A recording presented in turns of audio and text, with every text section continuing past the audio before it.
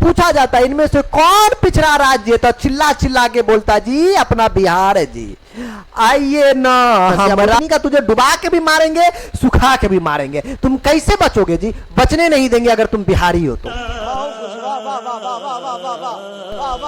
अत्ते बुरा हाल है कि जो हमारा लालू यादव जी है ना जी, अरे बिहार के मुख्यमंत्री रह चुके, वो भी अपना इलाज बिहार में नहीं करवाते जी, वो भी दिल्ली में इलाज करवाते। ये बात मालूम है? अरे तो काम कैसे नहीं करेंगे जी? आपने जो है 500-500 रुपया, 1000-1000 रुपया में बिके है वोट देने के टाइम, तो कैसे करेगा जी ऐसे ना? हाँ तरीका, आप लोग बात भी क्या कर सकते, दारू पे बिकने वाले हो यार। ठीक है, वो तो शुक्र बनाओ क्या आजकल जो है पढ़ा लिखा थोड़ा समझदार आदमी सब भी है। ठीक है, हाँ तब हम दो हमारे दो, वरना हम दो हमारे गिन लो। वैसे तो प्रशासन हर जगह लूटता है, बिहार का प्रशासन कुछ ज्यादा मात्रा में लूटता है जी, ज्यादा मात्रा में, एकदम सूंघ सूंघ के लूटता है कुत्तों के तरफ। चलो बहुत तरपाती है दोस्तों, बहुत तरपाती है। अगर दुनिया में सबसे ज्यादा कोई चीज तकलीफ देता है ना दोस्त, वो होती है गरीबी, जो एक बार नहीं बार बार मारते हैं जिसको गरीब। सोचो अब बिहार सबसे जो है हर राज्य से पिछड़ा राज्य बिहार है, लेकिन दिया नहीं जा रहा है। क्या मोदी जी का ऐसे बिहार डेवलप होगा? खाली बिहार में आके भाषण देने से कुछ थोड़ी होता है जी। हाँ कुछ काम बोलता मुखिया जी सड़कें काहे नहीं बनाते हो? अरे सड़कें इसलिए नहीं बनाते कि जो है ना यहाँ का लड़का लोग जो है छपरी सब एकदम हुरहुराते बाइक ले जाता, समझ रहे हो? इसलिए जो वहां सड़कें नहीं बनाया जाता, ऐसे नेताजी को जाता है भोजनी का इतना खाता है कि मुख्यमंत्री जी आज जो है उद्घाटन करता, पता चले कि परसों पुलवा गिर गलो। झारखंडी के पास बिहार बज गए ठुल्लू लुल्लू, कहानी खत्म है बिहार के। अब बिहार खाली झुनझुना बजाब। अब हेलो एवरीवन, तो आज के क्लास में हम लोग पढ़ेंगे अर्थशास्त्र, जिसका चैप्टर 1 है। चैप्टर 1 का पूरा नाम है अर्थव्यवस्था एवं इसके विकास का इतिहास। दोस्तों ये आपको बिहार बोर्ड बुक से है और इसे हम जो है एक क्लास में करने वाले। जी हाँ, तो अर्थव्यवस्था की बात हो रही है तो सबसे पहले मैं अर्थव्यवस्था के बारे में बता दूं। दोस्तों अर्थव्यवस्था किसे कहते हैं ये बात आप जान लीजिए, ठीक है ना? तब हम लोग जो है अर्थव्यवस्था का एक इतिहास जो है, विकास का इतिहास एकदम आजादी से लेकर तब तक जानेंगे, नहीं आजादी से पहले से भी अपन जानेंगे। जी हाँ, एकदम किस तरीके से। दोस्तों पहली बात ये कि अर्थव्यवस्था होता है क्या? जैसे हमारे समाज की जो भी पैसे से जुड़ी सभी गतिविधियां, जैसे हम चाहे खेती करते हो, चाहे हमारा उद्योग की बात हो, चाहे आपको जिस तरीके से हो, गवर्नमेंट जो होती है, सरकारें होती है, वो टैक्स के माध्यम से मतलब वसूलती है ना। आप टैक्स देते हो, अभी तो जीएसटी यार हर चीजों पे चलता। कुल मिला के ये है कि भाई साहब जिससे क्या हो, पैसा मतलब आपको जो है इनकम जनरेट होती हो, चाहे हमारे खेती से, हमारे उद्योग से हो, चाहे हमारे नौकरी करने से हो, मेरे पढ़ाने से हो, समझ रहे हो, आपके पढ़ने से हो, हर चीज से, समझ रहे हो? तो जिससे आपको इनकम जनरेट होती है, गवर्नमेंट आपको वसूलती है, समझ रहे हो? तो उसे हम लोग क्या कहते हैं? अर्थव्यवस्था कहते हैं, ठीक है ना? तो मतलब एक चीज है आपको इकोनॉमिक कहते हैं, ये चीज है। तो अब जितनी मात्रा में आपको मतलब पैसे होंगे उतना आपको जो है ये, और उसके बाद क्या होती है, वह हमसे लेती है और हम लोग में ही गवर्नमेंट आपको बाकी चीजों में जो है इस्तेमाल करती है। ये चीज है मतलब अर्थव्यवस्था की बात है। देखिए इनका उद्देश्य क्या होता है। पहली बात देखो, पहली बात ये कि आप जो है कि लोगों की जरूरतों को पूरा करना, मतलब हम लोग से टैक्स लेके हमारा रोड बनाया गया हमारे लिए, है ना, अलग अलग चीजें हुआ, स्वास्थ्य हुआ, बैंकिंग हुआ, बहुत सारी चीजें जो गवर्नमेंट की चीजें है ना, जैसे आप जो है मतलब राशन दिया जाता है, तो ये सारी चीजें बहुत सारे का लाभ दिया जाता है। गवर्नमेंट हमसे पैसे लेके हम ही को दिया जाता है, गवर्नमेंट अपना पैसा नहीं इस्तेमाल करती। वो आप सोच रहे हो जो छापने वाली मशीन होती है उससे नहीं, हमारे से, समझ रहे हो? तो वो चीजें होती है दोस्तों। ये समस्याओं का क्या होता है बाबू, हल निकालने के लिए होता है जी। बाकी वो अपना सैलरी हुआ, बाकी जितनी भी सरकारी कार्य सभी से होती है। इतिहास की बात करते दोस्तों, देखिए इतिहास ये है कि देखो पहले तो भाई हमारा देश सोने की चिड़िया कहा जाता था, ये बात आप भी मानते हो, हम भी मानते हो। भारत को क्या कहा जाता था? सोने की चिड़िया। लेकिन जब अंग्रेज आए, अंग्रेज ने जो बड़ा तगड़ा काम किया, उसने जो है बहुत तगड़ा ये काम किया है कि हमारे देश को जो है ना एकदम बढ़िया से लूटा, एकदम चौड़े से बोला कि भाई हम अंग्रेज है, हाँ मैं तुम्हारे देश में आके मैं जिस तरीके से चाहूं उस तरीके से तुमसे मैं काम कराऊंगा और पैसे भी जनरेट करूंगा, समझ रहे हो? इस तरीके से जो है अंग्रेज आपको काम करता था। जैसे उसने जो है भारत पे 200 साल राज किया, तकरीबन 200 साल। सब 200 साल समझ रहे हो, बहुत बड़ी बात हो गई। उसने जो है फूट डालो और राज करो की नीति अपनाई। कौन सा? फूट डालो और राज करो। ये नीति इनकी तब बड़ी तगड़ी नीति अपनाती है, बड़ी तगड़ी नीति कही जाती है। इसका मतलब ये है कि फूट डालो मतलब मतभेद, क्योंकि देखो हम लोग भारतीय हैं, हम लोग को भरपेट पता है भाई कि होता क्या है कि यहाँ जो है जात हुआ, धर्म हुआ, इन सबको लेके क्या होता है, अक्सर ये चीजें होता, अनबन होता। इसका उसने बड़ा फायदा उठाया, बहुत ज्यादा फायदा उठाया। हम दोनों में लड़ाया, मजे वो ले रहा था, ऐसा चक्कर था। तो ये अंग्रेजों ने फूट डालो की नीति अपनाई, भारत को लूटा और वो क्या किया, विकास को रोका। तकरीबन 1947 के बाद जो है भारत ने अपने रास्ता खुद चुना। ये चीज 1947 के बाद, 1947 की बात कर रहे हैं, उससे पहले जो है वही लोग लूट कर रहा था। ये जो चीजें थी दोस्तों, ये अंग्रेजों के द्वारा जो है हमारा भारत का शोषण हुआ, जिससे और अर्थव्यवस्था कमजोर हो गई थी। वरना हमारी अर्थव्यवस्था जिस तरीके से होती ना, मैं क्या बोलूं, क्योंकि ये सोने की चिड़िया, ऐसे भारत को कुछ तो नहीं कहा जाता था। समझ रहे हो, ऐसे सोने की चिड़िया किसी को नहीं कहते हो। सच का वो सोना रहा होगा, यहाँ खजाने से खजाने बहुत सारी चीजें थी, सबको लूटा बढ़िया से। ये चीज है दोस्तों। अब पर्सनली बात करते अर्थव्यवस्था क्या होता है। तो अभी आपने देखा कि लोगों की जरूरतों को पूरा करने के लिए जो है चीजें और सेवाएं जो होती है, जो बनाया जाता है, उसे हम लोग क्या कहते हैं, अर्थव्यवस्था का। आपको ये लोगों का जैसे काम हुआ, रोजगार हुआ, ये सब देना, तो ये सब चीजें हमारे लिए अर्थव्यवस्था ही है ना। ये चीजें हमसे जनरेट किया, फिर हमको काम भी दिया, फिर उस काम से फिर पैसा आया, फिर मैंने सामान खरीदा, फिर उससे पैसा लिया। यार ये एक तरीके का जो है ना एकदम से सर्किल है, मतलब आया, ये किया, फिर दिया, फिर लिया, ये चलता रहता, ठीक है ना। तो ये आपका अर्थव्यवस्था होता है दोस्तों, ठीक है। अब बात करते हैं दोस्तों, इनमें जो है बात ये हो जाए कि जो आपको परिभाषा क्या है।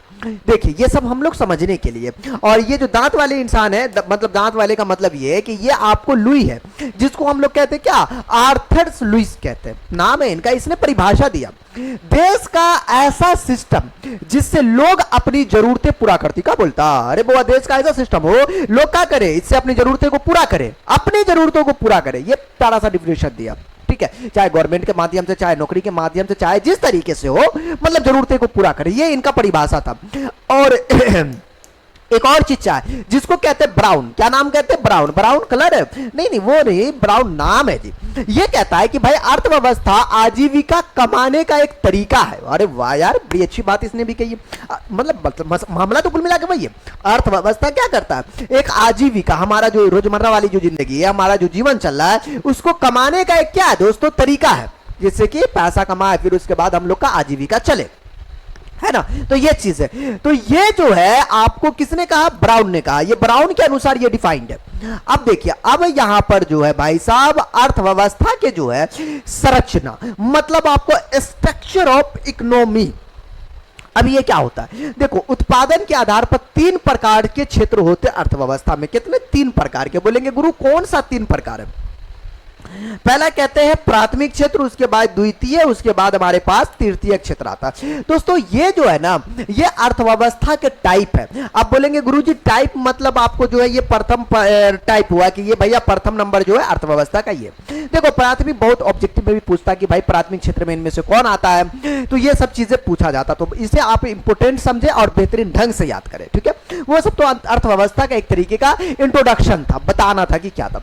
अब जो है यहां से इसकी खिलाड़ी स्टार्ट होती है। देखिए इस क्षेत्र में प्राकृतिक संसाधनों का सीधा उपयोग कर वस्तु और मतलब वस्तुएं हम लोग प्राप्त करते हैं डायरेक्टली। तो ये चीजें क्या बोला कि इस क्षेत्र में प्राकृतिक संसाधनों का हम क्या करते, उपयोग करते हैं और फिर किसी चीज की प्राप्ति करते हैं। तो ये हो गया जी प्राथमिक क्षेत्र। प्राथमिक समझ रहे हो, ये चीज है प्राथमिक। इसमें जो है कृषि मोस्ट इंपोर्टेंट रोल निभाता है। कृषि समझ रहे हो, खेती जिसको कहते हैं, खेती बाड़ी, पशुपालन, जितनी भी डेयरी हो गई, सब प्राथमिक क्षेत्र है दोस्तों, ये प्राथमिक क्षेत्र में आता है। मछली पालन हो गया, जंगल से लकड़ी हम लोग काटते हैं, लकड़ी वाली बात हो गई, सब है।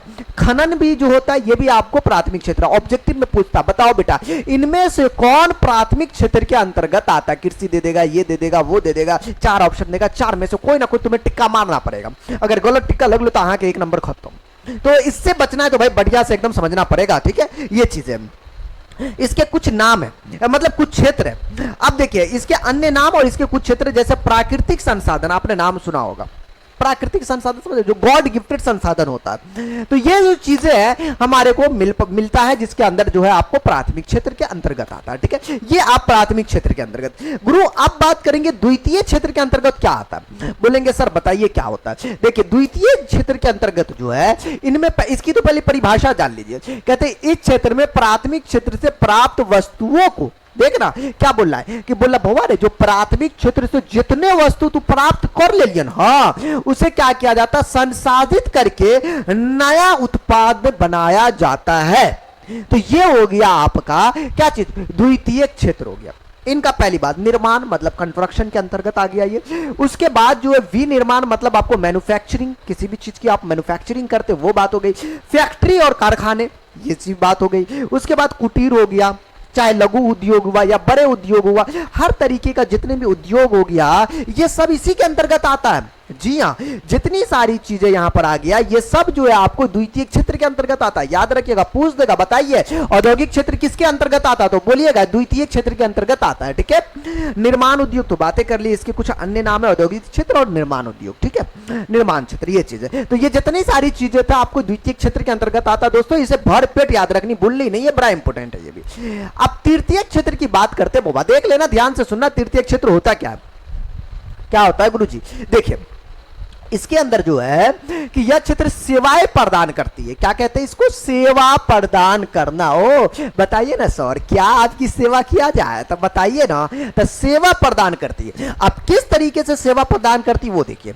इनका कहना है कि जो प्राथमिक और द्वितीय क्षेत्रों को सहायता देता हो, ये ऐसा देखो किसान जो किसान समझ रहे हो, चाहे मछली पालन करते हो, चाहे खनन की बात हो, मनरेगा जनरेगा, मतलब ऐसी चीजें जो प्राथमिक क्षेत्र के अंतर्गत आता है। ठीक है, और जो द्वितीय क्षेत्र के अंतर्गत आता चाहे उद्योगों की, ये सबको सेवा देता बैंक के माध्यम से नहीं, तो बैंक हुआ, अलग अलग आपको संसाधन हुआ, उन सब के माध्यम से क्या करते हैं ये तृतीय क्षेत्र वाला देता है। इसमें मुख्य जो है परिवहन हुआ है ना, ये संसाधन है, तो परिवहन के द्वारा आपको दे सकता है। उसके बाद जो बैंकिंग के दे सकता है, संचार के माध्यम से, शिक्षा, स्वास्थ्य, बीमा, खुदरा, थोक व्यापार, आईटी सेवा, टूरिज्म, जितनी सारी यहां पर आपने नाम सुना ये सब तृतीय क्षेत्र के अंतर्गत आता है। ऑब्जेक्टिव में पूछ सकता, बताओ बेटा बैंकिंग प्रणाली जो है किस क्षेत्र के अंतर्गत आता है, तो याद रखिएगा बाबा ये तृतीय क्षेत्र के अंतर्गत आता है।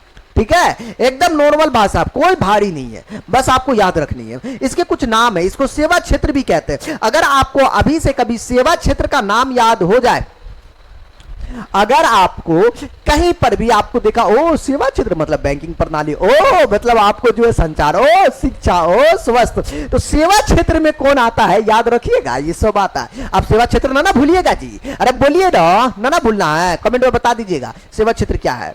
ठीक है, अब याद रखने का इसका कुछ ट्रिक है। बोलेंगे गुरुजी हमारा ट्रिक बताइए ना, गुरुजी हमारा ट्रिक याद रखने में बड़ा मजा आता है। देखिए जी ट्रिक, प्राथमिक द्वितीय तृतीय को आप याद रखने का, प्राथमिक को याद रखिए प्राकृतिक, खेती बाड़ी सब आ गया। ठीक है, और द्वितीय को याद रखिए निर्माण के रूप में, निर्माण मतलब समझो कंस्ट्रक्शन, ये सब उसी के अंतर्गत आ गया। और तृतीय का मतलब सेवा, ओ शिक्षा वाला, रोजगार वाला, मतलब आपको बैंकिंग वाला हुआ, ये सब जो है सेवा क्षेत्र किसके अंतर्गत आया, आपको तृतीय के अंतर्गत आ गया। ठीक है, ये तीनों बस इस तरीके से भी आप याद रख सकते हो, बाकी इनका फैकल्टीज याद रखिए, बल्ले बल्ले आप जैसे याद रखो, लेकिन याद जरूर रखनी है, भूलना नहीं है। अगर भूल गई तो फिर आपकी कहानी हिट हो जाएगी दोस्तों। अब बात करेंगे भारतीय अर्थव्यवस्था की संरचना जो था, हमने बहुत सारे पूरा डिफिनेशन पूरा इस तरीके से, देखो इनको जो है डायरेक्टली आप इस तरीके से डिफाइन कर सकते हो। ये कितने प्रकार के होते, तीन टाइप से इसको डिवाइड किया गया, प्राथमिक, द्वितीय, तृतीय। प्राथमिक को जो है ये इस तरीके से कृषि में डिफाइन किया गया, पशुपालन में, वन में, मछली पालन में। ठीक है, ये प्राथमिक क्षेत्र ऊपर वाला है को ही रिपीट कर रहे हैं कुछ इस तरीके के स्ट्रक्चर से।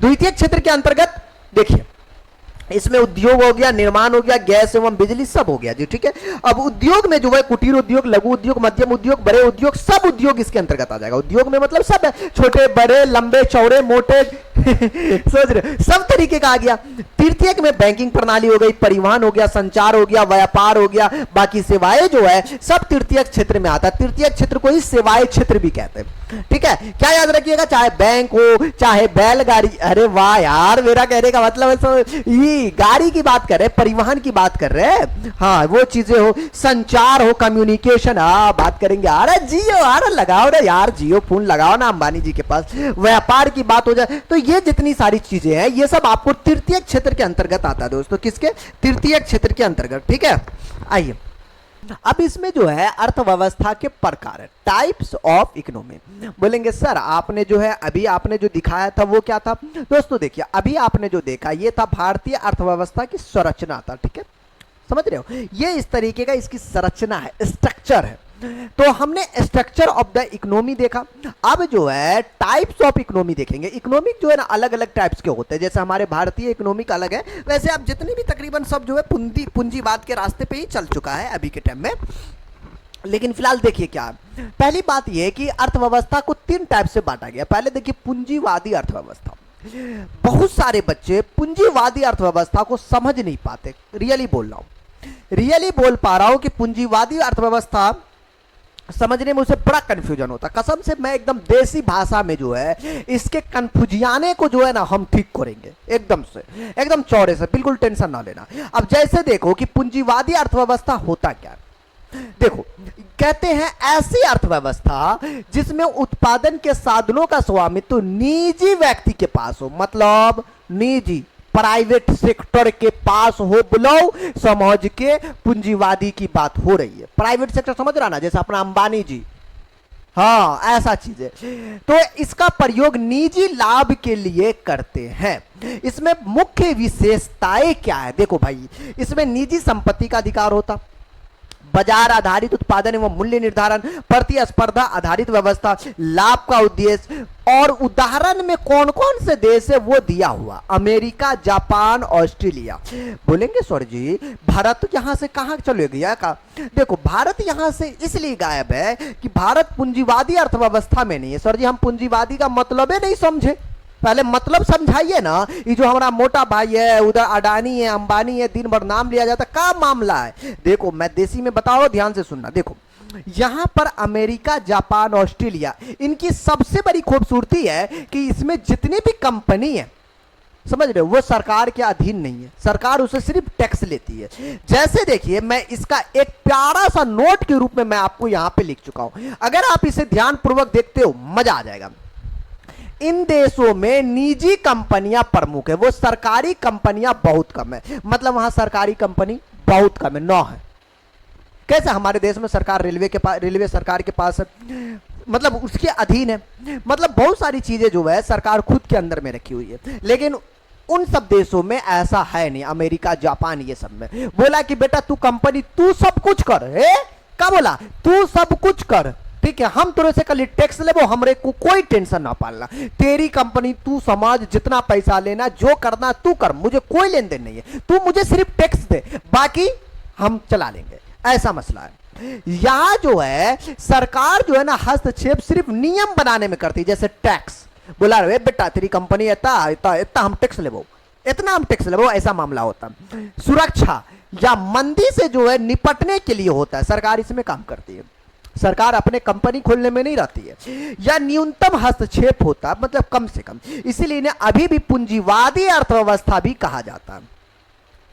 तो अब हमको समझ में आया गुरुजी कि जो वहां की जो कंपनियां सब है वो सरकार के अधीन नहीं है, बहुत कम है, इसलिए उसको पूंजीवादी अर्थव्यवस्था कहते हैं। बोलेंगे अब सर मौजे मौजे समझ में ऑल, चलिए अब आगे चलते हैं। आगे यहां है दोस्तों समाजवादी अर्थव्यवस्था। बोलेंगे गुरु ये बताइए कि समाजवादी अर्थव्यवस्था क्या होता है।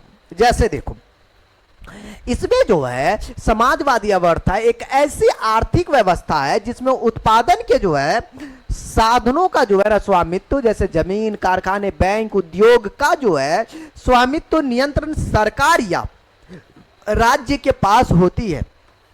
इसका उद्देश्य सामाजिक कल्याण होता है, न कि निजी लाभ। इसका मतलब यह है कि समाजवादी अर्थव्यवस्था ऐसी अर्थव्यवस्था है जिसमें जो है जमीन से लेकर, बैंक से लेकर, कारखाने से लेकर, उद्योग से लेकर जितनी सारी चीजें हैं सभी तकरीबन जो है सरकार के अधीन ही होता है या फिर उस राज्य के अधीन होता है।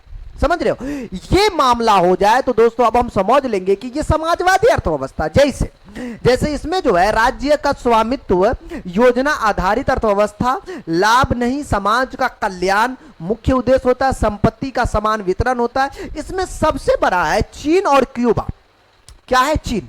चीन क्या है कि भाई देखो, ये यहां तो आपको राजतंत्र वो आप भी जानते हो। यहां क्या होता है कि जितनी सारी कंपनियां हैं सब जो है एक तरीके से तकरीबन जो है सब सरकार के अधीन ही है।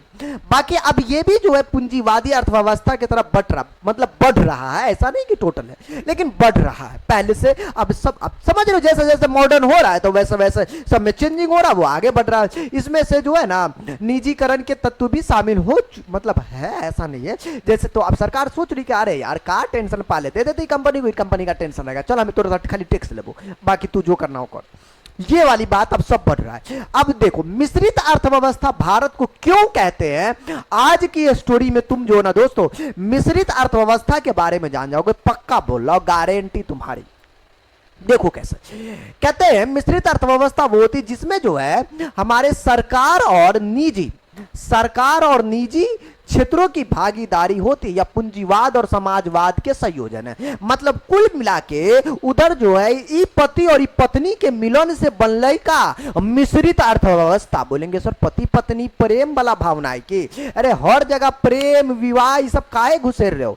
मेरे कहने का ये मतलब है कि भाई ऐसा जिसमें पूंजीवाद भी मिलन हो और समाजवाद का भी मिलन हो।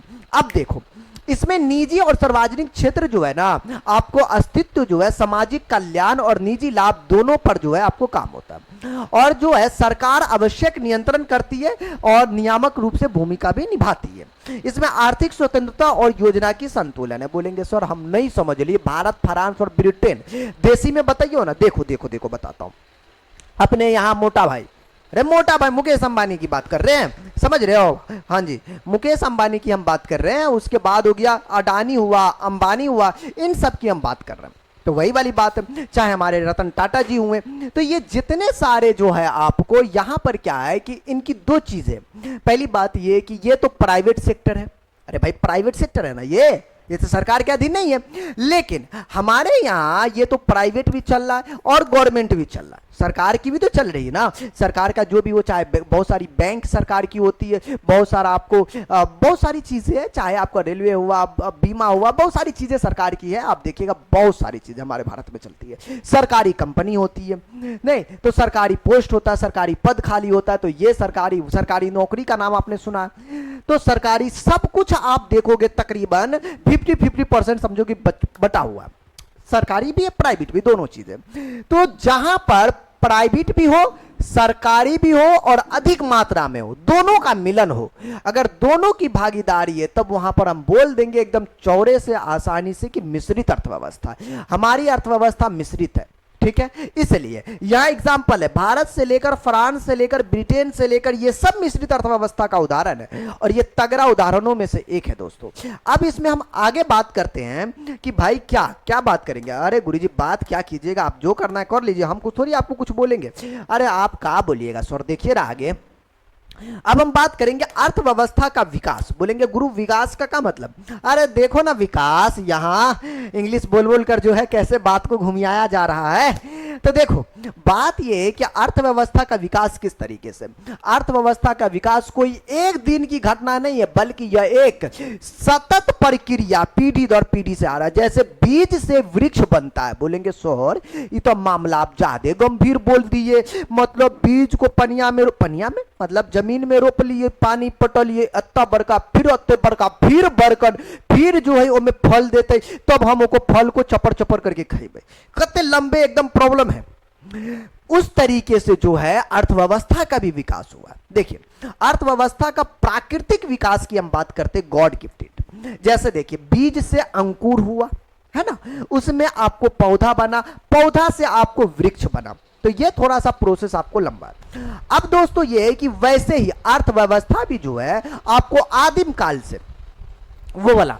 उसके आदिम प्रणाली से जो है जैसे कृषि आधारित व्यवस्था हुआ, कृषि पर खेती बाड़ी।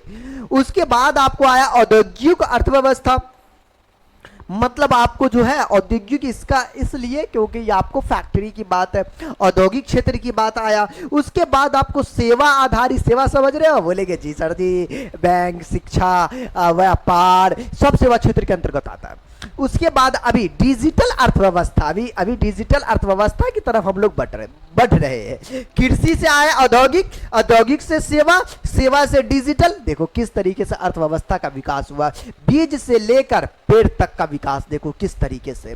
अब बात होती है कि भारतीय अर्थव्यवस्था का विकास का इतिहास है ना, हमारा चैप्टर ही है यार, हमारा चैप्टर यही है। अब देखिए मैं इसको जो ना एक अलग लेवल से इसके इतिहास को जो है सरल रूप में मैं बताया हूं, ध्यान से सुनिए। पहले प्राचीन काल में कृषि और पशुपालन पे आधारित था, ठीक है।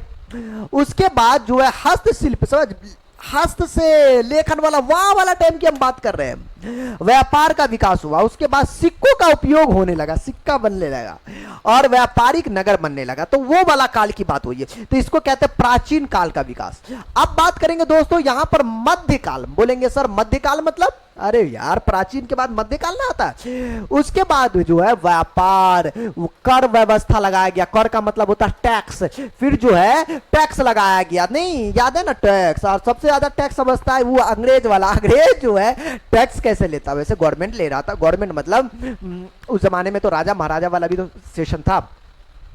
शिल्प और कुटीर उद्योग उनके बाद बना, उसके बाद जमींदारी वाली बात हुई, उसके बाद आपको समानती व्यवस्था हुआ, उसके बाद जो है ब्रिटिश शासन काल हुआ। बोलेंगे सर ब्रिटिश शासन काल जो है बहुत सारी चीजों को जो है चेंज कर दिया, जिस तरीके से देखिएगा कच्चे माल का दोहन, ठीक है। अब यहां पर से पारंपरिक उद्योग का आपको नाश होने लगा ब्रिटिश शासन काल में। यहां थोड़ा सा दिक्कत था दोस्तों, वहां जो है ना हमारे जो है ब्रिटिश शासन काल में लूटने के मकसद से आया हुआ था वो लोग, वो भुतनी वाला सब इतना लूटा, इतना लूटा, इतना लूटा कि भारत जो है ना बहुत ज्यादा पीछे चला गया बाबू। अगर उतना नहीं लूटता ना भारत बहुत आगे रहा था, बहुत ज्यादा लूटा दोस्तों, बहुत ज्यादा, कह नहीं सकते, कुल मिला के भरपेट इज्जत लूटी है। अब बात यहाँ पे कि रेलवे और सीमित जो है ढांचागत का आपको विकास हुआ उस समय में, ये बेहतर था। अब आजादी के बाद जो है 1947 के बाद देखिए, इसके बाद जो है गवर्नमेंट अलग अलग तरीके से जो है आपको विकास किया। अब देखिएगा विकास देख रहे हो कहते हैं पंचवर्षीय योजना की शुरुआत हो गई, फिर पंचवर्षीय वाला योजना, भारी उद्योग और सार्वजनिक क्षेत्र में विकास हुआ, गरीबी बेरोजगारी से लड़ने की कोशिश की गई। तो अब जो है हम लोग कुछ थोड़ा थोड़ा इस मोड़ पर आए, अभी तो अब तो मॉडर्न इंडिया हो गया जी। अभी यहां से जो है अब बात हुई कि इसके बाद अब हम लोग आ गए 1991 के बाद हमारे देश के अर्थव्यवस्था के विकास। देखो 1991 के बाद जो है उदारीकरण आया, निजीकरण आया, वैश्वीकरण की नीति आई, एलपीजी आई, मतलब इस तरीके से जो है दोस्तों कि आपको जो है 1991 के बाद हमारा जो है देश का विकास हो रहा है। उसके बाद विदेश नीति आई, उसके बाद निजी कंपनियों का फिर बढ़ावा दिया, आईटी सेक्टर में बढ़ावा दिया, सेवा क्षेत्र का विकास किया। इस तरीके से 1991 के बाद हुआ। वर्तमान दौर अभी के टाइम में डिजिटल इंडिया चल रहा है रे बउआ, याद रखिएगा, स्टार्टअप संस्कृति चल रहा है, स्टार्टअप, आत्मनिर्भर भारत की ओर हम लोग चल रहे हैं। इसके बाद डिजिटल भुगतान, ऑनलाइन बैंकिंग और तकनीक और ऑनलाइन सब सेवा हो रहा है, हर कुछ ऑनलाइन सेवा, ऑनलाइन शादी, ऑनलाइन मैरिज, ऑनलाइन लव, तो सब ऑनलाइन हो रहा है। तो यहां तक हम लोग पहुंच चुके हैं, ऑनलाइन बहुत सारी चीजें हो रही है, ऑनलाइन जितना फायदा हो रहा है नुकसान थोड़ा बहुत भी हो रहा है, लेकिन क्या कीजिएगा, ये तो जरूरी है। मॉडर्न में अगर आप मॉडर्न नहीं बने तो नोकिया जैसा जो है इतिहास आपका लिखा जाएगा। नोकिया को जानते हो ना, आप लोग में से बहुत सारे बच्चे नोकिया का नाम नहीं सुने होंगे, अभी बहुत सारे बच्चे, आजकल के बच्चे नोकिया चीज क्या जानता ही नहीं है बेटा। नोकिया का एक दौर था, वो मोबाइल की बात कर रहा हूं, एक दौर था दोस्तों, दौर था, हाँ उस जमाने की मैं बात कर रहा हूं नोकिया। लेकिन नोकिया सोचा क्या, अरे यार क्या होगा, आज का मॉडर्न दुनिया है, तो उसने जो है वक्त के साथ खुद को बदला नहीं। उससे पहले चाइना ने चाइना का MI, ओप्पो, रियलमी, इतने सारा फोन एकदम से बड़का बड़का एकदम से टच वाला निकाल दिया, नोकिया जाके ठप। इसीलिए जैसे जैसे मॉडर्न हो रहा है, आपको भी कहीं ना कहीं उसमें आपको बहना पड़ेगा, उसी लाइन से आपको चलना पड़ेगा, वरना आप अपने जर्नी में पीछे छूट जाएंगे। ठीक है, अब नोकिया देख रहे हो अलग अलग तरीके से अपने मोबाइल को निकाला, लेकिन फिर भी नहीं चल रहा है, चलेगा ही नहीं।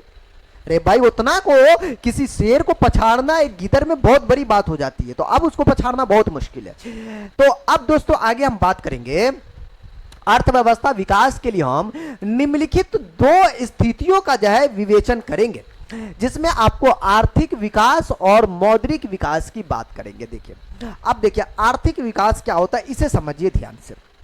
ये जो है आर्थिक विकास का मतलब किसी देश के उत्पादन की क्षमता, आय और रोजगार, जीवन स्तर में सुधार, और यह प्रक्रिया धीरे धीरे होती है और इसके जरिए जो है देश की अर्थव्यवस्था आपको मजबूत होती है। बोलेंगे सर अरे मामला हम नहीं समझ लिए, आइयो इनका उद्देश्य और इनके मामले को जो है कुछ इस तरीके से समझते। दोस्तों इसने कहा क्या, इसने कहा कि आर्थिक विकास में क्या होता है कि आपको देश के उत्पादन की क्षमता, ठीक, उसके बाद आय, उसके बाद रोजगार और जीवन स्तर में क्या करता हो, सुधार करता हो। हम कहते ना जी सर हमारे आर्थिक स्थिति बड़ा गड़बड़ है, तो आप ऐसा कीजिए कि आप जो अपनी आर्थिक स्थिति ठीक कीजिए। आप 4 भाई है, चार मतलब आप 2 आदमी है, घर में 4 आदमी है, 5 आदमी है, ऐसा कीजिए ना, सब मिल बांट कर जो है काम उम कीजिए, रोजगार बढ़ेगा तो आपका आर्थिक स्थिति भी सही होगा। क्या समझे, तो आप ऐसे करिएगा तब ना होगा। अरे मैं एग्जाम्पल दे रहा था, मेरा मतलब ये है कि इस तरीके से जो है ना आर्थिक मतलब विकास की बात हो रही थी। उसके बाद जो इसके अंदर है नियोजन क्या होता है, नियोजन बड़ा इंपॉर्टेंट है दोस्तों, चाहे फैमिली प्लानिंग से लेकर चाहे जो हो, नियोजन बड़ा इंपॉर्टेंट है। नियोजन नहीं कीजिएगा तो फिर आपको बहुत दिक्कत हो जाएगा, इसमें बड़ा जरूरी है। नियोजन होता है भविष्य की तैयारी, भविष्य फ्यूचर की तैयारी अभी कर लेना। जैसे देखिए नियोजन जो है आपको, जब हम वर्तमान हालात को देखकर किसी लक्ष्य को पाने के लिए आगे की योजना बनाते, उसे नियोजन कहते हैं। आगे की हमने 5-5 रुपया करके जो है अपन जमा किया, बैंक में जमा कर रहे ताकि भविष्य में हमको काम दे, नियोजन हुआ। अब ये आर्थिक नियोजन की बात है। अब यहां पर जो है सरकार यह तय करती है कि अगले 5 साल में कितनी सड़कों का निर्माण होगा, कितने स्कूल खुलेंगे, कितने लोगों को रोजगार मिलेगा, यह सब भी नियोजन का ही हिस्सा है। ये सब क्या है, ये भी आपको नियोजन का हिस्सा, भविष्य की ये प्लानिंग हुई, तो ये गवर्नमेंट की प्लानिंग हुई।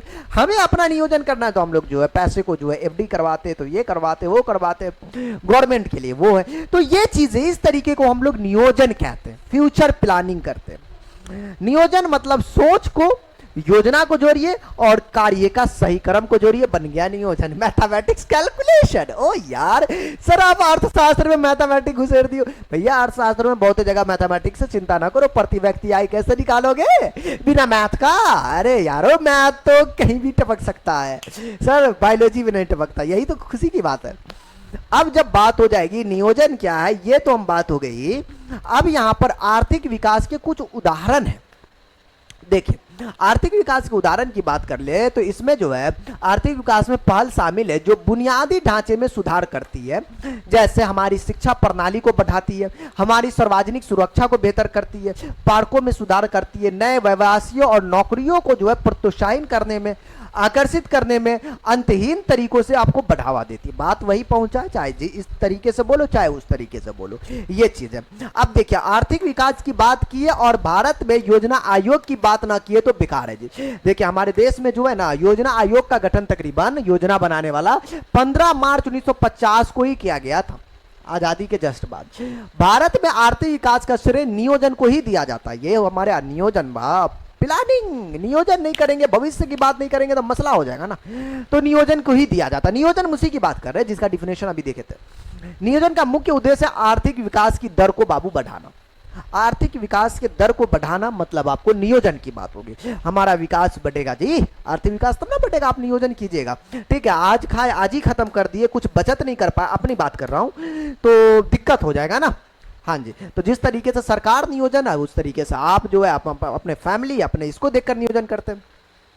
आपने कभी समावेशी विकास का नाम सुने हैं? ये सब 2 अंक के लिए, समावेशी विकास क्या होता है, सतत विकास क्या होता है, एकदम मैटर वे में मैं समझाता हूं। कहते हैं आर्थिक विकास जिस पद्धति या प्रक्रिया से समाज के सभी वर्गों का जीवन स्तर ऊंचा होता जाए, सभी वर्गों का, तथा समाज का कोई भी वर्ग विकास से अछूता न रहे, उसी प्रकार के विकास को समावेशी विकास कहते हैं। सबका साथ सबका विकास हो मोदी जी, बात सुने हैं ये?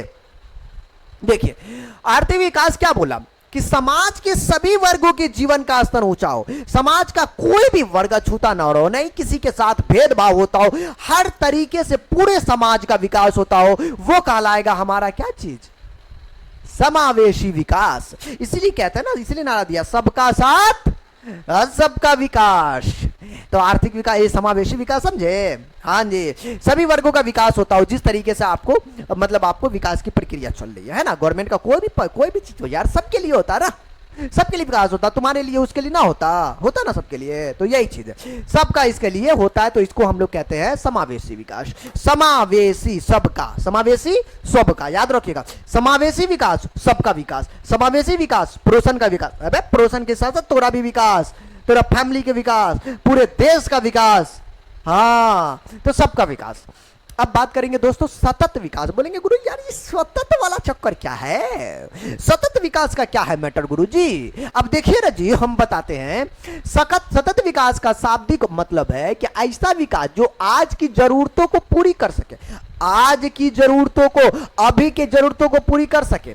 तो बोलेंगे सर जी ये बात हमने समझ में आ गई, सतत विकास का मतलब वर्तमान से लेकर आने वाले पीढ़ी तक का ख्याल रखा जाता है। जैसे देखिए इनका डिफाइन देखिए किस तरीके से, सतत विकास में न केवल वर्तमान बल्कि आने वाले पीढ़ी का भी विकास में ध्यान रखा जाता है। बोलेंगे सर मैटर का होले, देखा बउआ मतलब ऐसा कि आज का जो होले ना, आज विकास होले तो तोरा का मतलब आने वाला तोरा पीढ़ी हो, तोरा बाल बच्चा होलो का पुतवा होलो बेटवा होलो कत्ते चलतो ना, नहीं तो का भी विकास होना चाहिए ना है। तो आज से लेकर फ्यूचर को भी देखा जाता ना, सिर्फ प्रेजेंट को नहीं। गवर्नमेंट कोई काम करती है या कोई ऐसा करते तो प्रेजेंट से लेकर फ्यूचर को देखा जाता है कि यार आज रखेगा तो आज से 100 साल के बाद उसका पुतवा भी, उधर गवर्नमेंट तो सब खत्म हो जाएगा चला जाएगा, लेकिन उसके बाद भी तो इस्तेमाल होगा। तो ये हो गया जी सतत विकास, पीढ़ी दर पीढ़ी तक का विकास, आज से लेकर आने वाले कल तक का, ये सतत विकास का बड़ा एग्जाम्पल है दोस्तों। अब चलिए, अब इसमें दूसरा पार्ट था कि मौद्रिक प्रणाली की बात हमने नहीं किया जी। तो मौद्रिक की बात ना करे तो फिर तो मैटर गड़बड़ा जाएगा गुरुजी, फिर हजरिया पनसैया जो है कौन बात करेगा जी? तो पनसैया पे बात करना है ना जी, तब ना गांधी जी मुस्कुराएंगे यार तेरी का। चलिए पहली बात है कि मौद्रिक में वस्तु विनिमय प्रणाली, बड़ा फेमस प्रणाली, वस्तु को वस्तु का लेना देना। पहले क्या होता था, भैया हम तोरा दाल दिया लगे, तू हमरे जो है क्या करो, हम तोरा दाल दे रहे तो तू हमरा चावल दे दा, हम तोरा ई दे रहे तो तू हमरा ई दे दा। एक्सचेंज ऑफर चलता था बहुत पहले, इसलिए इसको वस्तु विनिमय। अब तो पैसा देते तो वो देता, ये चीजें था। इस तरीके का एक्सचेंज प्रणाली जो है वस्तु विनिमय प्रणाली। मौद्रिक प्रणाली की बात हुई अभी के टाइम में, मुद्रा से वस्तु एवं सेवाओं का विनिमय। हमने ये पैसा देंगे तो हमारा दूसरा सामान देगा, हमको रुपया देंगे तो हमारा वो चीज देगा, है ना जी। तो ये हो गया मौद्रिक प्रणाली। बोलेंगे ठीक है, मौद्रिक मतलब मुद्रा। अरे बिना आज के दुनिया में बिना मुद्रा की तो पत्नियां भी थोड़ा साथ ना रहता हो, याद रखिए जी। हाँ भूलिए ना ये चीज को। अब हर चीज में जो है ना बउआ, सबसे बड़ी दौलत पैसा ही बन गया जी। लेकिन कहीं कहीं पे पैसा भी मार खा जाता है दोस्तों, नहीं? हाँ यार, लेकिन हाँ एक अच्छी खासी जिंदगी के लिए पैसा जरूरी है, ठीक है। बाकी बैंकिंग प्रणाली की बात करेंगे। बैंक के माध्यम से चेक के द्वारा विनिमय होता। बैंक नहीं समझते हो, बैंक में चेक दिए पैसा दिया जी। अब एक होता कोर बैंकिंग प्रणाली, अभी तो ज्यादा चल रहा है कोर बैंकिंग प्रणाली ना। कैसे गुरुजी? देखिए इसके अंदर क्या होता है कि आप जो है कोर बैंकिंग प्रणाली के अंतर्गत एक ही बैंक के विभिन्न शाखाओं के बीच पैसा तुरंत ट्रांसफर किया जा सकता है। अब मान लिया तोरा था state bank of India, SBI, समझ रहे हो, लंच के बाद आके काम करना, वही बैंक की बात कर रहे हैं। तो एसबीआई में खाता है, तो एसबीआई के क्या बोल रहा, जत्ते शाखा हो, जत्ते ब्रांच हो, आज यहाँ पे कल वहां पे पड़ोसन के पास है, उधर है उधर है, जाइए जाके पैसा ट्रांसफर कीजिए, लेन देन कीजिए, तो कोई दिक्कत नहीं है, तुरंत हो जाएगा। इसके भी अब एसबीआई से दूसरे में जाइएगा तब दिक्कत है। इसका अर्थ है कि किसी व्यक्ति के खाते में से किसी दूसरे दूर स्थान पर दूसरे व्यक्ति के खाते में एक संकेत के माध्यम से, मतलब एक चीज से भेजना हो तो इस धन का हस्तांतरण किया जा सकता है। तो ये हो गया कोर बैंकिंग प्रणाली। और इसके बाद आया एटीएम। आज के दौर में एटीएम के बिना पेटीएम, अरे एटीएम का चचेरा भाई पेटीएम का नाम नहीं सुना है जी। यूपीआई के माध्यम से तब ज्यादा होता है ना, अरे जिधर गया उधर से टू टू पेटीएम बजाते हैं ना। तो अब तो मॉडर्न इंडिया है, डिजिटल इंडिया है, तो यहाँ पेटीएम चलता। एटीएम देखिए, एटीएम नहीं चलता, एटीएम चलता पैसा कैश कहां से लाएंगे, यहीं से ना कैश ज्यादातर लाते हैं। बैंक कौन जाता है, अरे बैंक आप कितना बार दौड़ते जाते हो एटीएम में घुसे रहते हो पैसा निकाल लेते हो, है ना, वही वाली बात है। प्लास्टिक के एक छोटे से कार्ड पर अंकित सूक्ष्म संकेत के आधार पर कहीं भी किसी समय निर्धारित बैंक से आप पैसा निकाल सकते हो। यहां एटीएम का फुल फॉर्म है, यही टेलर मशीन है, इसी में कपड़ा सिलाई होता है। अरे दादा यहां कैसे कपड़ा सिलाई होगा, वो तो दर्जिया कपड़ा सिलाई करेगा ना जी। यहां एटीएम को भी है सिलाई मशीन बनाई दिलिए, वो टेलर मशीन नहीं, इनका नाम है टेलर मशीन, समझ रहे हो। हाँ जी, कुछ इस तरीके से इनका नाम है। देखो इसमें क्या होता है, थोड़ा सा बता दूं इसमें कि इसमें होता क्या है कि इसमें आपको एक प्लास्टिक का कार्ड होता है, डेबिट कार्ड कहते हैं इसमें, और इसमें आपके नाम का आपको जो भी नाम हो कार्ड होल्डर का उसमें नाम होता। एटीएम में डाल दे, पहले तो पिन बनाना होता, पिन डाले उसके बाद खचा खच पैसा निकलेगा, बैंक में रहेगा। तो अब ऐसा चीजें भी बनाया गया कि बेटा बैंक में पैसा नहीं हो है ना, फिर भी आप पैसा निकाल सकते हैं, उसे कहते क्रेडिट कार्ड, ठीक है, वो आगे आएगा। अब जो है इसमें बात तो इसकी हो गई, अब इसमें हम बात करेंगे क्रेडिट कार्ड। गुरुजी क्रेडिट कार्ड क्या होता, गुरुजी क्रेडिट कार्ड क्या होता, तो उनकी भी बात करेंगे। पहले तो डेबिट कार्ड उसी को कहते हैं जो प्लास्टिक का होता है, ये भी इसे डेबिट कार्ड ही कहते हैं। बैंक द्वारा दिया गया प्लास्टिक के कार्ड जिसके द्वारा बैंक अपनी जमा राशि के पैसों का उपयोग करना, वो डेबिट कार्ड कहलाता है, जिसको एटीएम कार्ड कहते हैं, उसी को डेबिट कार्ड कहते हैं, ठीक है। अब देखिए प्लास्टिक वाला तो समझ गए डेबिट कार्ड, अब बैंक क्रेडिट कार्ड भी देती है। अब बोलेंगे गुरुजी क्रेडिट कार्ड में क्या, क्रेडिट कार्ड में उधारी, अरे हमारा उधारी खाता चल तो बैंक के पास, अब पैसा ले तो ब्याज के साथ क्या सोच रहे हो कि उधारी खाओगे पैसा नहीं दोगे, अरे उसमें टैक्स भी लगता जी, उनका ब्याज भी लगता, सब लगता। देखो क्रेडिट कार्ड बैंक के द्वारा जारी किया जाता है, प्लास्टिक कार्ड होता है जिसके माध्यम से कार्ड धारक की वस्तुएं सेवाएं प्राप्त कर सकता है और भुगतान बाद में करता, कभी मतलब उनका लिमिट होता, टाइम होता, महीना। यह एक प्रकार का उधार सुविधा होता। अगर आपके पास पैसा नहीं है ना तो क्रेडिट कार्ड कर दिलिए, वाह, तो बैंक समझ जितना की लिमिट हो 40,000 70,000 जितने की लिमिट दिल को वाह उतना तू पैसा निकाल ले, या कोई सामान उमान खरीद लिए, बाद में का हिसाब किताब होता है। तो उसमें बैंक को फायदा भी होता है ना कि ऐसे करने से उससे टैक्स भी मिलता है ब्याज के रूप में इधर उधर, तो इससे भी आपको जो है इनको फायदा हो जाता है। तो क्रेडिट कार्ड का ये माध्यम, इसको डेबिट कार्ड भी है ना, वही चीज है। तो ये क्रेडिट कार्ड है, कुल मिला के उधारी की बात हो, ठीक है। हाँ जी, नाना का चक्कर है ना, पहले बाबा के नाम पे उधार लेते थे ना जी, अरे कौन है जी उधार दे दीजिएगा, अरे हमारा पप्पा दे देता हो, पप्पा के नाम पे उधार ले लिया, तो चलते पहले वाला, अब वो वाला जमाना खत्म। अब है आर्थिक विकास का माप एवं सूचकांक। गुरुजी बताइए ना क्या मामला है, देखिए ना जी, सुनिए ना जी, समझिए ना जी कि आर्थिक विकास की माप का सूचकांक देखो क्या होता है। पहले तो होता राष्ट्रीय आय, राष्ट्रीय आय मतलब नेशनल इनकम की बात करते हैं। देखिए किसी देश में एक वर्ष में निर्मित सभी वस्तुओं और सेवाओं के जो है आपको जो मौद्रिक विकास होगा या फिर मौद्रिक से जो है उनका जो मूल्य होगा, मूल्य समझ रहे हो ना, रुपया रॉट, तो उनसे जो है सामान्यतः अधिक राष्ट्रीय आय वाला देश विकसित माना जाता है। देखो क्या कहता है कि किसी देश में एक वर्ष में, एक साल में सभी वस्तुओं और सेवाओं का मौद्रिक मूल्य सामान्यतः अधिक राष्ट्रीय आय वाला देश विकसित माना जाता है, राष्ट्रीय आय कम होने पर देश अविकसित माना जाता है। मतलब राष्ट्रीय आय का एकदम सिंपल सा डिफिनेशन दिया जाए तो हम लोग जो मतलब हमारे देश का जो राष्ट्रीय आय है, चाहे किसी वस्तु और सेवाओं से जो है पैसे जो होते हैं, जो जनरेट होते हैं, वो हमारे राष्ट्रीय आय कहलाते हैं। अब कहता है ये कि सामान्यतः अधिक राष्ट्रीय आय वाला देश को विकसित देश कहते हैं, ठीक है। अधिक मतलब जो का राष्ट्रीय आय बहुत ज्यादा है ना तो वो बोलेंगे विकसित देश, हम लोग विकासशील के रास्ते पे। राष्ट्रीय आय कम होने पर देश अविकसित कहलाता है, उस देश को हम लोग अविकसित कहते हैं। बोलेंगे अच्छा जी, तो ये बात हमको यहां पे समझ में आया। अब बात है दोस्तों कि इसमें प्रति व्यक्ति आय, देखो प्रति व्यक्ति आय समझ रहे हो, तो हम लोग हो गए एक व्यक्ति, और प्रति व्यक्ति मतलब पर व्यक्ति। हाँ, मतलब राष्ट्रीय आय को देश की कुल जनसंख्या से भाग देने पर प्राप्त राशि जो आर्थिक विकास की माप के लिए सबसे उपयुक्त सूचक माना जाता है। मतलब हमारे देश की आबादी 140 करोड़ है, अरे कते है, देश की आबादी 140 करोड़, और राष्ट्रीय आय हमारा जत्ते होले, मान लो 5 रुपया राष्ट्रीय आय है, 50 रुपया, और कुल जनसंख्या 10, तो 10 पंची 50, मतलब आपको 5, ये हो गए कौन प्रति व्यक्ति आय, पर हर व्यक्ति की आय 5 रुपया हो गए।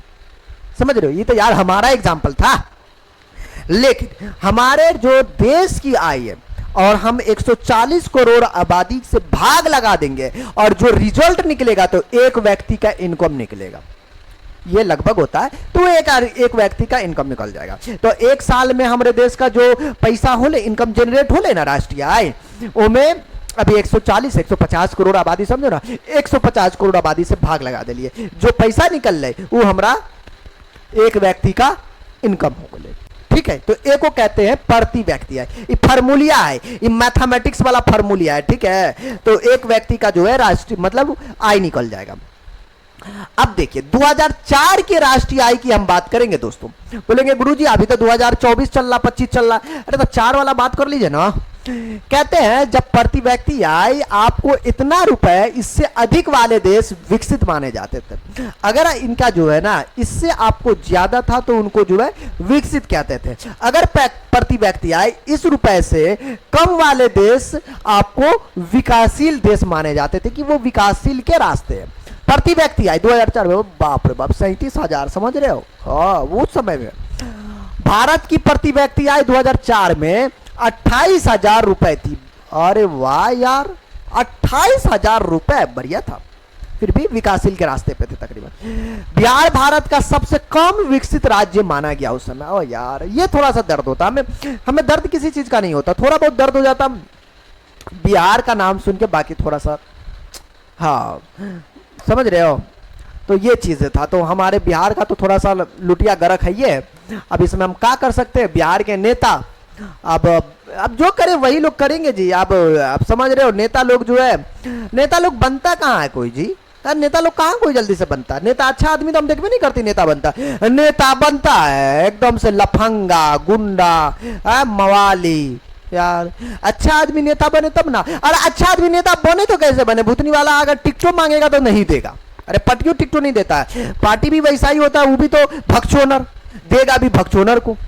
अच्छे आदमी को, समझदार आदमी को, पढ़े लिखे आदमी को, एक बेहतरीन लेवल के आदमी को, है ना जी, समझ रहे हो। आपको थोड़ी खान सर जैसा आदमी को जो है जल्दी से टीचर में मतलब आपको ये बना दिया जाए तो बड़ा कम होता है, और अच्छे आदमी जाना भी नहीं चाहता, क्योंकि पॉलिटिक्स में भूतनी का कोई किसी को कुछ भी बोल दे जी, है किसी के बारे में कुछ भी बोल दे यार, ये थोड़ा सा ज्यादा मसला होता है दोस्तों।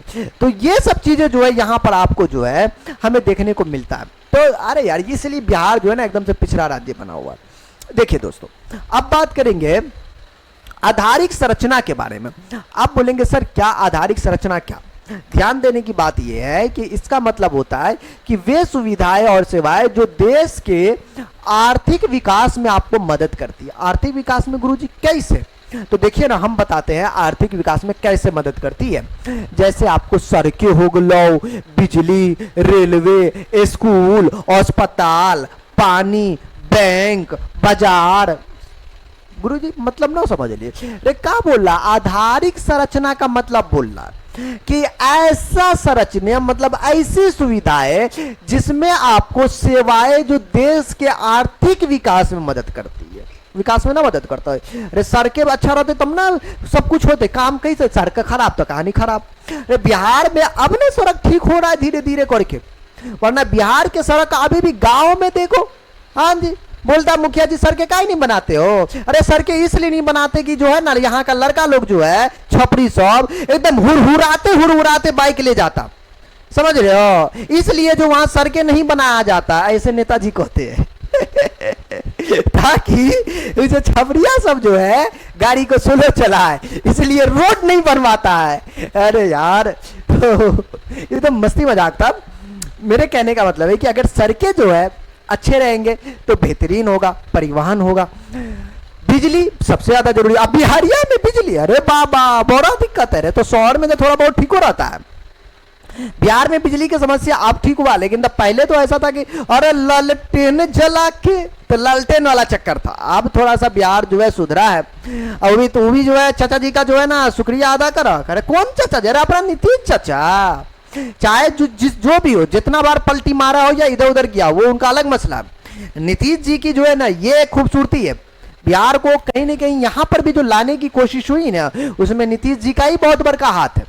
जो बात है, अब उसको कोई कुछ भी बोले, राजनीति देके, मुझे राजनीति से घंटा फर्क पड़ता, मतलब मुझे कोई फर्क नहीं पड़ता, लेकिन जो हकीकत है नीतीश जी का, ये तो मानना पड़ेगा। अब चाहे वो जितना सस्ता नशा करे, अब उनका बुरे सूरे हो गए हैं, अब उनका जो है दिमाग उस लेवल पे जा चुके हैं। लेकिन हाँ भाई, उनका बहुत बड़ा योगदान है, उनके लिए मैं धन्यवाद करता हूं नीतीश जी के लिए, ठीक है ना। वरना पहले जमाने में तो कोई सरकारी स्कूल में अपने बच्चा को ना भेजे, जो बात बोल रहे हैं अपने बच्चा को ना भेजे, नाम, अरे भेजने का मतलब क्या बोला, पढ़ाइए ना। वो लालच दे के सरकारी स्कूल में बच्चा जाता, वरना वो भी नहीं जाता जी। अरे बिहार का ये हाल है जी।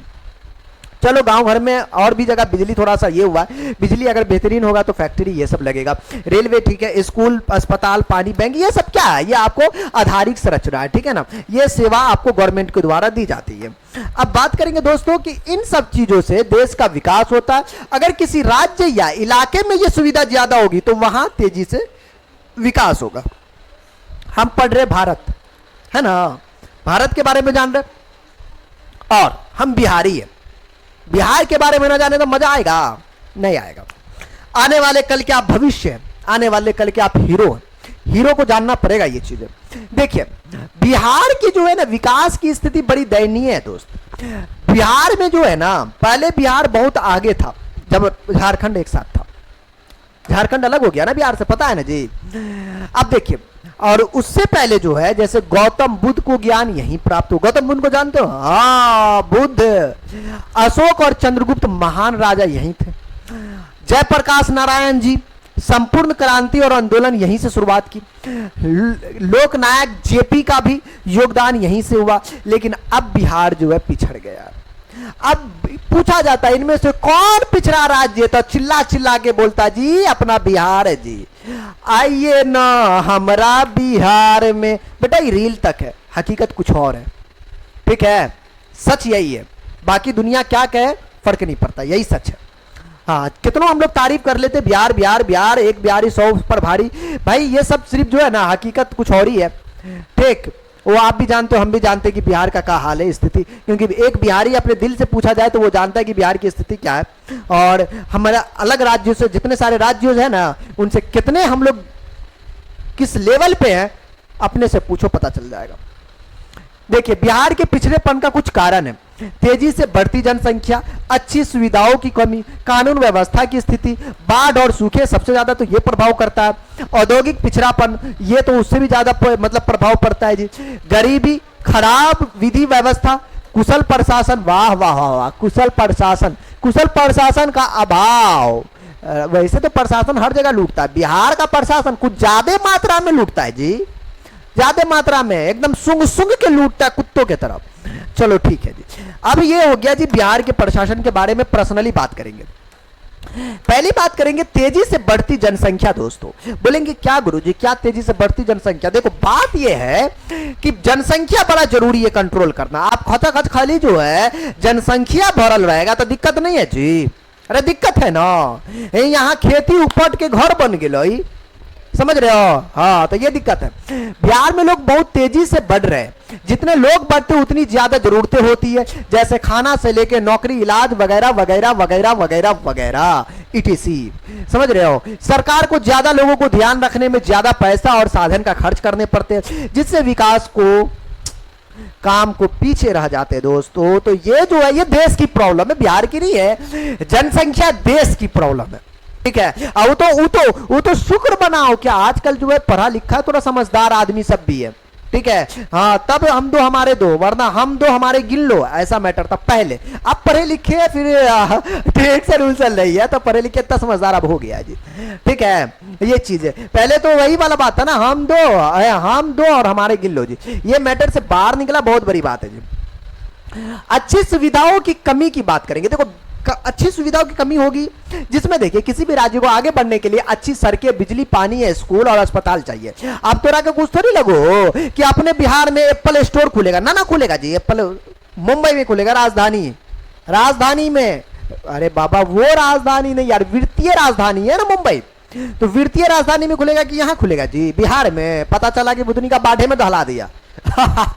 यार मजाक कर रहे हैं, लेकिन जो उसके बाद जो है बिहार में इन सब की कमी है दोस्तों, और बिना इन सुविधा के कोई भी इलाज मतलब इलाका जल्दी तरक्की नहीं कर सकता। बिहार का सबसे बड़ा रीजन ये सब है, ठीक है। चलिए, आने वाले कल के आप नेता हो, हीरो हो, अच्छे से पढ़ाई लिखाई करो, हाँ जी, अच्छे इंजीनियर बनो। पता चला कि घूसखोर इंजीनियर, अभी तो सब बोलता है कि सर जी बड़ा में करेंगे, जब बन जाता है उतनी का इतना खाता है कि मुख्यमंत्री जी आज जो है उद्घाटन करता, पता चले कि परसों पुलवा गिर गए यार, ऊपर से लेके नीचे तक एकदम ठोस के खाता। रे उतना खा यार जितना चल जाए, इतना खा लेता कि भूतना का पुले को जो है एक दान में घोट लेता, ऐसा मसला होता।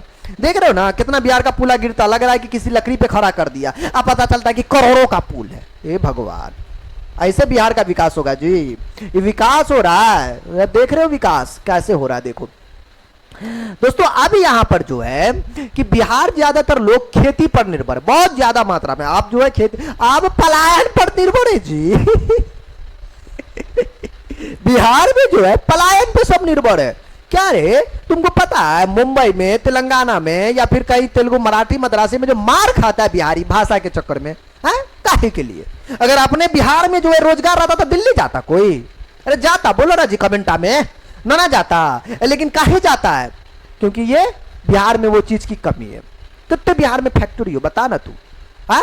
थोड़ा बहुत पटनिया थोड़ा सा हो बेहतर हो के बाद तो सबका तो लेनी का दे नहीं हो जी, तो वही मामला है जी। तो ये सब दिक्कत है।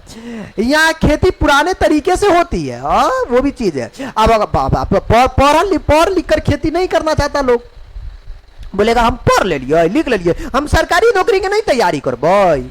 तो सरकारी नौकरी की तैयारी करते करते भी 40 साल हो जाता। बिहार में तो भैया एक के चीज हो, अरे हमारा सरकारी नौकरी मिल रहा है और 40 लाख रुपया दहेज मिलते, मतलब ये है कि सरकारी नौकरी प्लस बराबर दहेज, तो वो अलग मसला है। चलो जो भी हो, फिलहाल देखिए, खेती में ज्यादा मुनाफा नहीं होने से लोग बहुत ज्यादा आपको गरीब होते जा रहे। ध्यान में करते हो यार, खेती में 6,000 देके ठग लेता, और क्या भूतनी का सरकार जितना जो है 6,000 पे खर्च करता है ससुर के नाते, उतना जो है उस पानी के व्यवस्था पे काम कर दे तो यार हमारा उतना जो है ना, खेती किसान जो है खेती करके पैसा कमा लेंगे। नहीं जानते हो? अरे जा, हर साल बाढ़ आता है जी, एक दिन का रहता है, एक दिन का। अब सोचो, सरकार हर साल 6,000 देता है, सोचो कितना 6,000 देता है, बताओ। इस सरकार की गलती नहीं है जी, अरे गलती है ना, व्यवस्था तो करते नहीं है। बनाओ वैसा व्यवस्था, काबिल से काबिल इंजीनियर है जी, और बिहार में जुगाड़ से कम नहीं है, हर चीज में जुगाड़ लगाता है, इसका भी जुगाड़ लगेगा जी। होगा दिल और दिमाग दोनों तरीके से जो है ना इस पे काम करनी पड़ेगी, ठीक है। चलिए आगे चलते, वरना पता चलेगी सुसरी के नाते हमारा भाषणे से जो है पूरा लंका खत्म हो जाए, तो लंका को तबाह से बचाना भी तो है, ठीक है। अच्छा जी, चलिए अब बात करते दोस्तों कि बाढ़ और सूखे की मार की, यहां से हम बात करेंगे। देखिए, हर साल बिहार के उत्तर भाग में बाढ़ आती है, खासकर नेपाल से आने वाली नदियों की वजह से। जानते हो बाढ़, यार बिहारी उतरी, बिहार वाले को बाढ़ के बारे में ना पता हो तो भैया अनर्थ है। पता चला कि वो 7वें आसमान पे बैठल है, अगर बाढ़ के बारे में नहीं पता है तो, ठीक है। अब बाद से जो डहलाते वो बात ना पता तो और दिक्कत है। कभी कभी सूखा पड़ता है, और दिक्कत ये है कि न सुनो ना, बाढ़ से तो मरबे करेगा, अब बाढ़ नहीं आया तो सूखा से तड़पेगा। मतलब भाई पानी से मरना ही है, सूखा से भी मरना, तो दोनों तरीके से जो है मतलब किसान को जो है ना कहानी खत्म करनी है, अपनी खेती डुबोनी है। तो ये देखने को मिलता है, इससे खेत और फसलें बर्बाद हो जाती, लोगों की भारी नुकसान होता है इसमें। और 2008 में जो है आपके बुकवा में 2008 में जो है कोसी नदी की बाढ़ एकदम से भाई उबाल मारा था, एकदम ज्वाला मारा था। 2008 बड़ा तगड़ा बाढ़ आया था, बड़ा तगड़ा। और 2009 में जो है ये और भी दिखाया था जी। तो 2008 और 9 वाला जो बाढ़ है दोस्तों काफी तगड़े रूप में और एक विकराल रूप लिया था। विकराल रूप समझ रहे हो? विकराल रूप समझते हो जी? अरे तगड़े लेवल का, हाँ एकदम जो है ना तगड़े लेवल का रूप लिया था दोस्तों, ठीक है। और उस समय जो है काफी ज्यादा नुकसान हुआ। उसमें जो है 2009 में भी बागमती नदी में बाढ़ आई थी। देख रहे हो ये बिहार का ये हालात है जी। हाँ याद रखिएगा, बिहार को जरूर प्राउड करते जी। आईएएस आईपीएस निकलते हैं, बहुत सारे निकलते हैं, मानते हैं जी, प्राउड फील करने वाली बात है। हर जगह पे प्राउड फील नहीं होता है। यहाँ ये जो है ये क्या लगता है अब नहीं होता है, 6,000 फ्री का देता है, ये होता तब ना देता है जी। ये कोसी नदी वाला है, ये चक्कर ये सब जो मतलब एकदम से जो है उफाल मारता है, जब ज्वाला मारता है ना तो सबको हल्दीली पकड़ा देता है, समझ रहे हो? तो ये चीजें देखो यार, इस पे जो है ना मैं बात कर रहा हूं कि भाई सरकार अगर चाहे तो इस बाढ़ को नियंत्रण में लाया जा सकता है। पानी तो नहीं रोक सकते, पता है कि पानी आएगा, लेकिन उस पानी का रास्ता जरूर बना सकते हैं, उसके जाने का रास्ता जरूर बना सकते हैं, कहीं ना कहीं भेजा जा सकता है। हमारा हिंदुस्तान इतना है जी, हाँ तरीका राजस्थान भेजेंगे। समझ रहे? मजाक नहीं, हंसी में नहीं बातें लेनी है, मैं सीरियस बात कर रहा हूं जी। पानी का रास्ता बन सकता है, खर्च लंबा है लेकिन चाहे तो गवर्नमेंट कर सकता है। हर साल 6,000 से बचा जा सकता है, जितनी जरूरत होगी उतनी पानी लेंगे, बाकी वल चल जो नागिनपुर दन बनाते हुए पानी जाएगी दूसरी जगह जहां पानी की सबसे ज्यादा जरूरत है, जहां सुखाड़ की जरूरत है वहां पानी देंगे हम। हाँ अरे एक तरीके का बिजनेस भी कर सकते हैं, लेकिन इसमें जो है थोड़ा सा मतलब अंदर लेवल से सोचना पड़ेगा दोस्तों, समझ रहे हो? जिधर सूखे की स्थिति है उधर सिंपल सी बात है यार, ब्रिज बनाया जाएगा, उस तरीके का डैम बनाया जाएगा, हम पानी को जमा करेंगे, जब लगेगा कि हमें जो है राजस्थान भेजनी, हमें अलग अलग राज्य भेजनी, अलग अलग राज्य भेजेंगे। है बाढ़ थोड़ा बहुत आएगा, थोड़ा बहुत पानी रहेगा जिससे कि खेती होगा, बाकी को नागिनपुर भेजेंगे। अब तरीका तंदर आएगा पकड़ के, कुछ ना कुछ तो करेंगे। ये तो मेरा थॉट था यार, कुछ भी हो सकता है। उस लेवल में जाने के बाद और भी बड़ी चीजें सोची जा सकती है। सूखे की मार, दक्षिण बिहार में भैया सूखे की समस्या है, उत्तर बिहार में पानी की समस्या, दक्षिणी बिहार में सूखे की समस्या। भूतनी का तुझे डुबा के भी मारेंगे, सुखा के भी मारेंगे, तुम कैसे बचोगे जी? बचने नहीं देंगे अगर तुम बिहारी हो तो। यही वाली बात हो रहा भैया, ठीक है, बस यही हो रहा, बाकी कुछ नहीं। अब देखिए कहते हैं उत्तर बिहार को हर साल बाढ़ झेलनी पड़ती, वही दक्षिणी बिहार में आपको सूखे की स्थिति देखनी पड़ती। देख रहे हो जमीन फट गई न, हाँ, या बारिश बहुत कम होती जिससे पानी की कमी हो जाती दोस्तों, फसलें सूख जाती है, अकाल मृत्यु का नाम सुने हो जी? यहाँ अकाल जैसी स्थिति पड़ जाती है। उत्तरी बिहार से दक्षिणी बिहार की बात कर रहे हैं हम लोग, वैसे हम लोग नॉर्थ बिहार से हैं, बाकी दक्षिणी बिहार की बात कर रहे हैं। ये यानी खाने के लिए अनाज की कमी हो जाती है दोस्तों। तो ये चीजें हैं, बाकी सरकार 6,000 पे लुटाए रहे भैया, हम का करे जी? अरे नेताजी बनी है लेकिन थोड़ा अब बढ़िया नेता बनी है।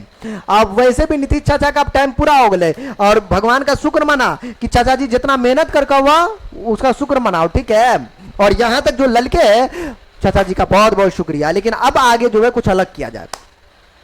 औद्योगिक पिछड़ापन, किसी भी राज्य के विकास के लिए उद्योग के धंधों का होना बहुत जरूरी है। हमारा बिहार में कत्ते फैक्ट्री है जी, कभी सुने हो कि एप्पल स्टोर बिहार में खुलेगा? अरे खुलवे नहीं करेगा जी, कैसे खुलेगा जी? नहीं खुलेगा यहाँ, ठीक है। अब पता चला कोई फैक्ट्री खुला तो पता चला कि 5 दिन लाइटें नहीं है, अरे तो फैक्ट्री रुकेगा? पता चला कि आज फैक्ट्री खुला, कल बाद आके उल्टा दिया लेकर, अरे दादा तो दिक्कत नहीं है, तो ऐसे खुलता है। लेकिन बिहार के उद्योग की बहुत कमी है। जब झारखंड अलग राज्य बना तो सारे उद्योग, खनिज, कोयला सब जो है भैया सब वही चल गए। तो झारखंड चल गए उधर झारखंडी के पास, बिहार बज गए ठुल्लू लुल्लू, कहानी खत्म है बिहार के। अब बिहार खाली झुनझुना बजाओ, अब उसके अलावा कोई ऑप्शन ही नहीं है यार। या झुनझुना बजाओ, नहीं तो पलायन करो, एक राज्य से दूसरे राज्य में जाओ। और कोई नहीं है, कोई चारा भी नहीं है। ये चीजें, इससे बिहार के नए उद्योग नहीं लगे और काम करने की जो है ना मौके भी कम हो गए जी। ये बिहार की प्रॉब्लम है, बिहार की प्रॉब्लम मतलब अपनी प्रॉब्लम जी, क्योंकि हम बिहारी है भैया शुद्ध रूप से, हमरा के कोई ना, हम शुद्ध रूप से बिहारी है। बिहार के प्रॉब्लम मतलब अपन प्रॉब्लम। अरे चाहे भी हो, बिहार के प्रॉब्लम को ठीक करना है, चाहे जे ना हो। ठीक होते तो बल्ले बल्ले, नहीं ठीक होते तो कम से कम आवाज तो उठाए भाई। हाँ आज हम बोल रहे हैं ऐसा, कल के तुम लोग आने वाले भविष्य हो सकते कुछ अच्छे पद पे बैठे, कुछ बढ़िया करो यार, तो ये विचार तो अपना रख सकते हो। चलो यार, बड़े पद पे जाने के बाद भुतनी का वो अपना पैसा गरम नीचे नीचे करना पड़ता है, ये सब तो भूल जाता है जी। चलिए, लेकिन सर का काम है तो सर तो करबे करेंगे जी। आज की स्थिति, बिहार में बहुत कम फैक्ट्रियां या कंपनियां, इसलिए लोग दूसरे राज्यों में क्या करते, काम करने जाते हैं। अक्सर देखिएगा कि बिहार के तकरीबन लोग बिहार के अलग अलग देश या अलग अलग राज्य में जा चुके, वरना अरे तेरी का बिहार के इतने बुरा हाल है, इतने बुरा हाल है कि जो हमारा लालू यादव जी है ना जी, अरे बिहार के मुख्यमंत्री रह चुके, वो भी अपना इलाज बिहार में नहीं करवाते जी, वो भी दिल्ली में इलाज करवाते। ये बात मालूम है? ओ बिहार के ये हाल है। बिहार ऐसे डेवलप होगा? ऐसे डेवलप नहीं होता है जी। तेरी का सरकारी स्कूल के जो शिक्षक होते हैं वो अपने बच्चे को उस स्कूल में नहीं पढ़ाते, देख लीजिएगा। अरे नहीं पढ़ाते वो स्कूल में, वो प्राइवेट स्कूल भेजेंगे, प्राइवेट इंग्लिश मीडियम। और जो गरीब बच्चे, जो नॉर्मल बच्चे होते वही सरकारी में जाते हैं, हम जैसे लोग, समझ रहे हो? तो ये चीजें हैं दोस्तों। अब देखिए, गरीबी की बात करते हैं भगवान, गरीबी गरीबी गरीबी बहुत तरपाती है दोस्तों, बहुत तरपाती है। अगर दुनिया में सबसे ज्यादा कोई चीज तकलीफ देता ना दोस्त, वो होती है गरीबी, जो एक बार नहीं बार बार मारती है, जिसको गरीबी कहते हैं। कहते हैं बिहार एक ऐसा राज्य जहां गरीबी का भार काफी अधिक राज्य में है दोस्तों, जिसमें प्रति व्यक्ति आय, राष्ट्रीय आय औसत से आधे से भी कम है। इसके चलते बिहार बाबू बहुत ज्यादा पिछड़ा राज्य बहुआ, बहुत ज्यादा, देख रहे हो? तो ये तो फोटो के रूप में, हकीकत जो है ना, अरे मैं तो एक चीज जानता, गरीबी भी एक कोरोना के जैसा है, जिसको है सिर्फ वही जानता है, और जिसको गरीबी नहीं है ना, वो बिल्कुल से समझ ही नहीं पाता कि गरीबी क्या है। यही हकीकत है। कोरोना और जो है ना, ये गरीबी में कोई फर्क ना बचले, ठीक है? बात यही है दोस्तों। अब जो है इसमें आगे बात करेंगे खराब विधि दोस्तों।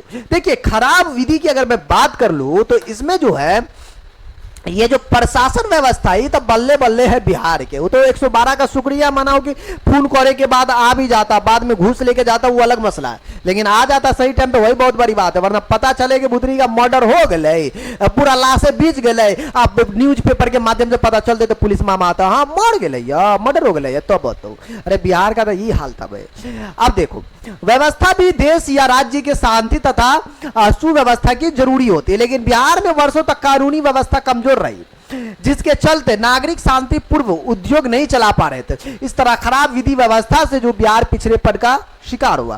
पहले तो ऐसा स्थिति था, भूतिरी का कनपट्टा पे जो है ना, फैक्ट्री वाले को, उद्योग वाले को दिखाता, पैसा ला। अरे कौन बिहार में आगे फिर जो है मतलब उद्योग करेगा जी? जिसके कनपट्टा पे बंदूका दिखाया, ला जो सब निकाल, तो कोई फैक्ट्री खोलेगा यहाँ? नहीं ना खोलेगा जी, कोई व्यापारी रहेगा यार। तो बिहार की ये भी स्थिति इससे और दयनीय हो गई है। और चच्चा को सलाम, चच्चा को सलाम, जितना मेहनत करके ये चच्चा, वो के लिए सलाम है, ये अपने चच्चा है। अब बाद बाकी आप जो है सस्ते नशे में रहते, पलट उलट जाते हैं, वो अलग मसला है, लेकिन चच्चा को सलाम है जी, चच्चा को सलाम है। जितना मेहनत करके वह बिहार के लिए, मैं इनके लिए सैल्यूट करता हूँ, नीतीश जी को मैं इनके लिए सैल्यूट करता हूँ दोस्तों, जो बात है मैं दिल से सैल्यूट करता हूँ। अब चलिए आगे चलते हैं। कुशल प्रशासन का अभाव दोस्तों, यहां प्रशासन कुशल नहीं है, आप ये बात जानते हो ना। बिहार की प्रशासन स्थिति ऐसी हो गई है जिसमें पारदर्शिता का अभाव है बाबू। इसके कारण जो है आए दिन भ्रष्टाचार के अनेक उदाहरण आपको सामने आते हैं, और टेबल के नीचे से अगर पैसा न जाए दोस्त, मजा ना आवे। हाँ, बिना पैसा का तो कांड रहेगा, राशन कार्ड ना बने जी बिना घूस का। अरे कभी सुने हो जी, राशनो कार्ड जो है ना बिना घूस का नहीं बनता, ये हाल है जी। तो अपना बिहार है जी, यहाँ यही होता है जी, हकीकत जो हो यही हकीकत है। देखिए यहाँ है दोस्तों कि आपको जो है घूस देना पड़ता है। ये देख रहे हो, 4 दिन पहले जो है बिहार का पुल का जो है उद्घाटन होता, 5वां दिन पता चला कि लुढ़क गया। हाँ सोचो इसमें कितना खाया होता है, तुमको क्या लगता जी ये सिर्फ ठेकेदारवा खाता है? ना जी, इसको जो बनाने वाली जो कंपनी से लेकर जो है जो ठेकेदार होता है, उससे लेकर सरकारी व्यवस्था पर जो है उससे लेकर सब खाता है, भर पेट खाता है, खाने के चक्कर में ये लुढ़कता है। ये है बिहार का पुला, जैसे लग रहा है कि अंडी के पेड़ पे को बना दिलखिन हो, तो ये बिहार का पुला है। इनकी ऐसी स्थिति होती है, इस पे कब लुढ़क जाए कोई पता ना बहुआ था। गाड़ी से इसे चलो या धर एकदम धक धक करतो। अंग्रेज वाला पुला जो है अभी तक है, अभी जो है नए नए इंजीनियर सब जो पुला बनाता, एकदम मॉडर्न इंजीनियर सब, उसका पुल यूं ही गिर जाता। अरे अंग्रेज कम से कम लूट कर गेले, जो बना के गेले ये वो आज भी है। ये अंग्रेज का कम से कम इतना शुक्रिया अदा होता है। ठीक है, चला आगे। बिहार के पिछड़ेपन को दूर करने का कुछ उपाय है दोस्तों। बोलेंगे सर कौन सा उपाय है गुरुजी? अरे बाबा ये उपाय है, देख ल का कहते हैं कि भाई साहब आपको बिहार आगे बढ़ाने के लिए सबसे जरूरी है आर्थिक विकास।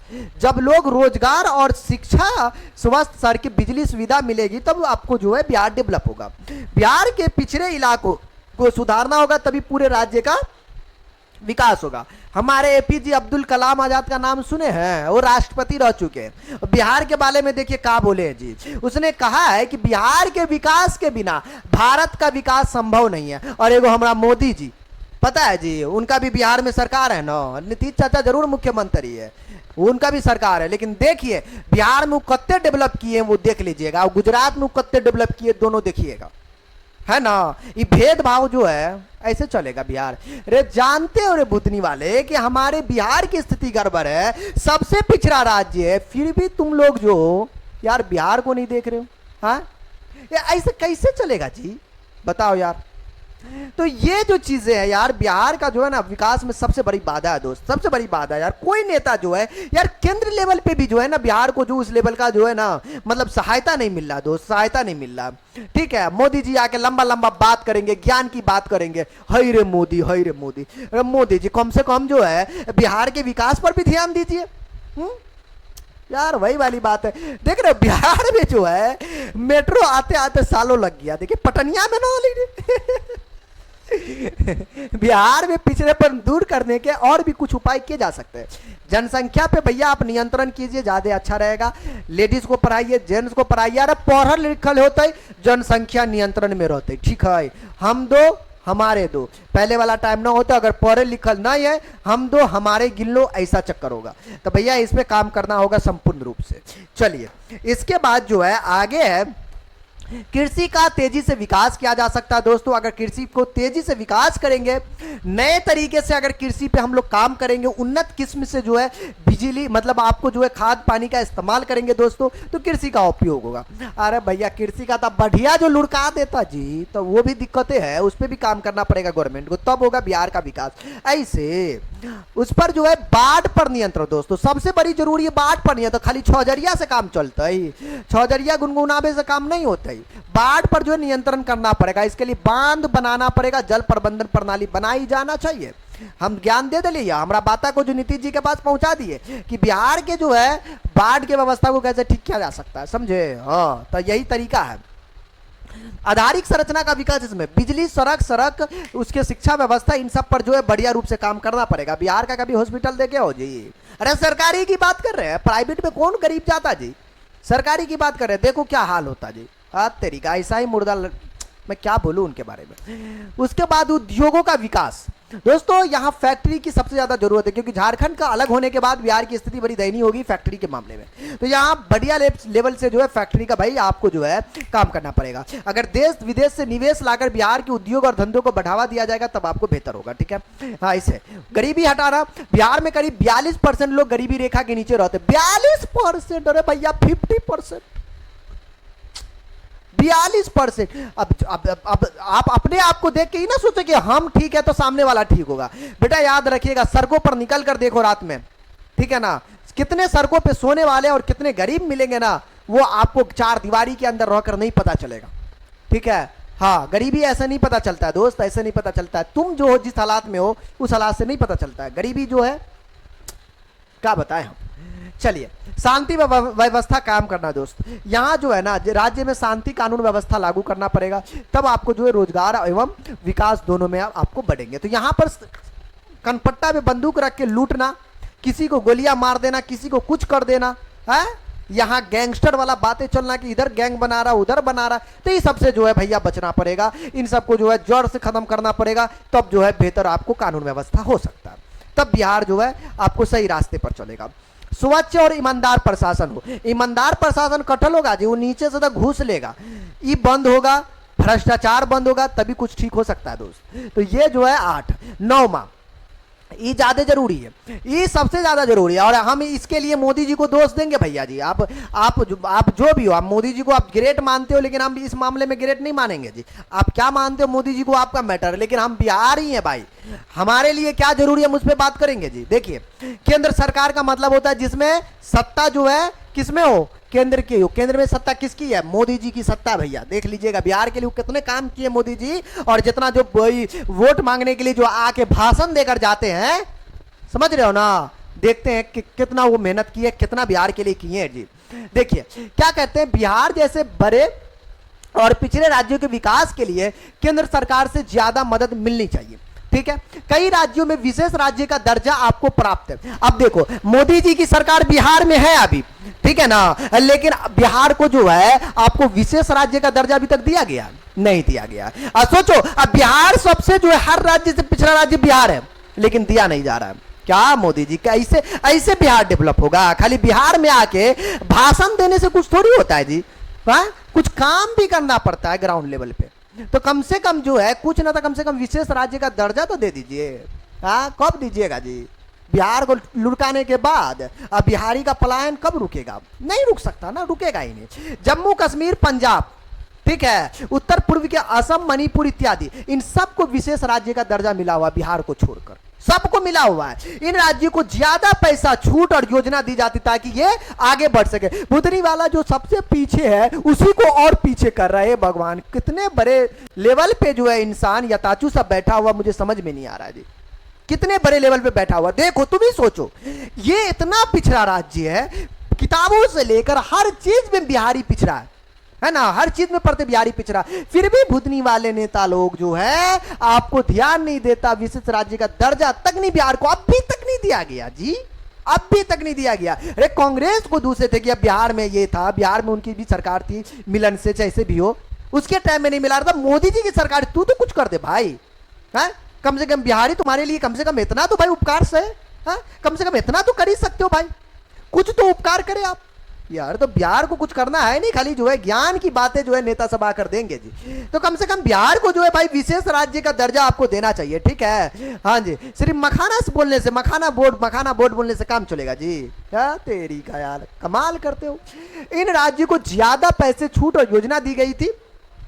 बिहार को भी एक ऐसा ही विशेष सहायता मिलनी चाहिए जिससे यहाँ के विकास के लिए सड़कें, बिजली, शिक्षा, स्वास्थ्य निवेश किया जा सके। दोस्तों, बिहार के पिछड़ेपन दूर करने के लिए ये 9 जो है ना भाई, ये 9 तरीका को अपनाना है, तो भाई पिछड़ापन आपको दूर हो सकता है। वरना हर हर मोदी, घर घर मोदी तो होगा, लेकिन बिहार की जो है ना स्थिति भैया वैसा ही की वैसा ही रहेगी, ठीक है, कोई कुछ नहीं कर सकता। हाँ जी, तुम गटर में पले हो, गटर में मरोगे, गटर में ही रहोगे जब तक तुम अपनी आवाज नहीं उठाओगे। आवाज तो उठानी पड़ेगी, आवाज हम नहीं उठाएंगे तो कौन उठाएगा जी, समझ रहे हो? तो आवाज उठानी पड़ती, शिक्षित लोग ही आवाज उठाई जाती है, वही लोग आवाज उठाते हैं। इसीलिए सरकार चाहती है दोस्त कि तुम ना पढ़ो, तुम्हारे जो है ना कॉपी कलम पे इतना टैक्स क्यों देता? अरे गरीब है रे, इसको अगर हम दे देंगे ना, बढ़ोतरी कर देंगे ना, भुतनी का खरीद नहीं पाएगा, ये पढ़ेगा नहीं। गवर्नमेंट जो होती है ना अपर लेवल, उस चाहता है कि भाई तुम ना पढ़ो। अगर तुम पढ़ने जिस दिन लग गया ना और तुम उस लेवल पे पहुंच गए ना, तो सरकार के खिलाफ या फिर जो है अपने गंदे चीजों के खिलाफ जो है तुम आवाज उठाने लगोगे। मैं उठा रहा हूं ना, मैंने 4 अक्षर पढ़ा तो आवाज उठा रहा हूं ना, मैं बोल रहा हूं ना, तब बोलोगे, वरना नहीं बोलोगे, ठीक है। तुम्हें एजुकेशन आपको सिर्फ सरकारी नौकरी नहीं, इस लेवल भी पहुंचाती है कि तुम आवाज उठाओ, तो इसके लिए भी एजुकेशन जरूरी है दोस्त, ठीक है। तो गवर्नमेंट का चीज है कि वो जो है ना इस तरीके से लूटे। चलिए दोस्तों, अब जो है इसमें हम बात करेंगे कि देश के आर्थिक विकास में बिहार की क्या भूमिका है। देश के आर्थिक विकास में, हमारे देश के आर्थिक विकास में बिहार की भूमिका क्या रही, वो देखिए। बिहार भारत का एक बड़ा और महत्वपूर्ण राज्यों में से एक है। भौगोलिक क्षेत्र में भी ये बहुत बड़े रूप में है। जनसंख्या के हिसाब से भारत के टॉप राज्यों में आता है दोस्त। अगर भारत को पूरी तरह विकसित बनाना है तो बिहार का विकास जरूरी है। भूतरी वाला केंद्र सरकार सब कहाँ सोचता है, वो समझ में नहीं आ रहा यार, समझ में नहीं आ रहा है। अभी तक इसको जो है विशेष राज्य का दर्जा नहीं दिया यार, हमें तो समझ में नहीं आ रहा। हमारे एपीजे अब्दुल कलाम आजाद ये बात कह चुके हैं ना, अरे बिहार का विकास होगा तो भारत का विकास होगा जी, है तेरी का आत्मा का विकास ही नहीं कर रहे हो मरल आदमी सब। बिहार का विकास सिर्फ बिहार के लिए नहीं, पूरे भारत के लिए फायदेमंद है। तेरी का ऐसा ऐसा चीज है। चलिए आगे जानते दोस्तों। नरेगा मनरेगा का नाम सुने? ये नरेगा मनरेगा के माध्यम से जो है रोजगार दिया जाता है दोस्तों, ये कुछ इस तरीके से। बउआ वो टेंशन ना लिया, ये रोजगार सिर्फ कॉपी पे कागज पे, बाकी जो है नहीं, बेचारे लोग को 100-200 पे खटा के कहानी खत्म कर देता है, याद रखिएगा। नेता और कौन, ऊपर से लेकर नीचे तक सब खाता जी, ऐसे होता। देखिए ना, पूरा नाम है राष्ट्रीय ग्रामीण रोजगार गारंटी अधिनियम, ठीक है, कठल गारंटी। लागू होने की तिथि 2 फरवरी 2006 लागू होले हमारा बिहार में। गांव में रहने वाले गरीब मजदूर को काम देना, क्या करना? काम देना, जो गरीब मजदूर है, ठीक है। और गरीब मजदूर के नाम पर यहाँ बिल्डिंग का बिल्डिंग बन जाता जी। तो नरेगा मनरेगा का जो चक्कर है ना, ये जो है ना गरीब के लिए नहीं है जी, ये सिर्फ कमाने का और कमाने खाने का धंधा है। ये सिर्फ जो है ना नेताओं लोग के लिए, ये तो सिर्फ नाम पे है ये, ठीक है। गाँव में जो है ना तकरीबन रहने वाले गरीब मजदूर इसमें आपको काम करते हैं। हर साल कम से कम 100 दिनों का ये आपको रोजगार देने की गारंटी देता है, 100 दिनों का। जो लोग काम करेंगे उन्हें न्यूनतम मजदूरी सरकार के द्वारा तय की गई है, जो दी जाती है, ठीक है। लेकिन काम मजदूर नहीं करता, हकीकत है नरेगा मनरेगा में आपको जो है काम नहीं करता, या काम 2-4 गो से करवा लिया और गवर्नमेंट से पैसा कुछ किया, जितना करवाया उससे 10 गुना ज्यादा लिया, ठीक है। तो ये तो नेताजी का काम है जी, नेताजी यही काम करेंगे जी। अरे तो काम कैसे नहीं करेंगे जी? आपने जो है 500-500 रुपया 1000-1000 रुपया में बिके है वोट देने के टाइम, तो कैसे करेगा जी? ऐसे ना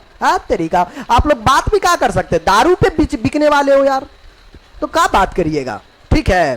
तो दारू पे बिकने वाले इंसान सब जो है ना, ज्ञान इस पर देने में भी उसको दिक्कत होगा, ठीक है ना। जब खुद में खोट हो ना, तो फिर आप इस पे बोलने में भी दिक्कत है जी, ठीक है। तो ये चीजें लाभ की बात कर ले तो गांव के लोगों को स्थानीय स्तर पर जो है काम मिलता है, इसमें रोजगार और आय में सुधार होता है, गरीबी कम करने में मदद मिलती है। नरेगा के जनक जो है डॉक्टर रघुवंश प्रसाद सिंह, ये अलग रोते होंगे भैया, बना तो दिलियन हाँ, जो बड़े लेवल का वही खा जा, गरीब पहले से गरीब और गरीब बन रहा, रोजगार कठल मिलता ही बुतनी का खुद खा रहा है। उन्होंने इस योजना को लागू करवाने का महत्वपूर्ण भूमिका निभाई थी दोस्तों।